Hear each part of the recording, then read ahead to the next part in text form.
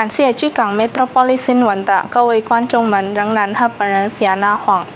三教信众在瑞清堂隆重举行关帝圣君，也常谢天大地的圣诞庆典仪式，庄严肃穆。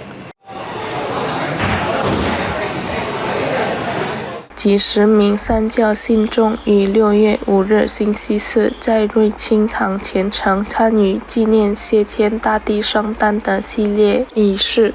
瑞清堂理事之一基哈润先生表示，谢天大地是一位以忠诚与义气著称的神明，象征着忠义与友爱，也是一位英勇的战神。正因如此，谢天大帝在全球各地华人信众中介观受敬仰。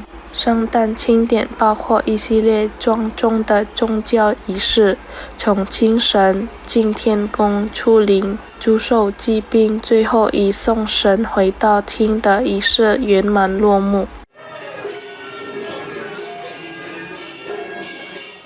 Tanggal 10 bulan 5 kita memperingati hari ulang tahun Dewa Kuantikong.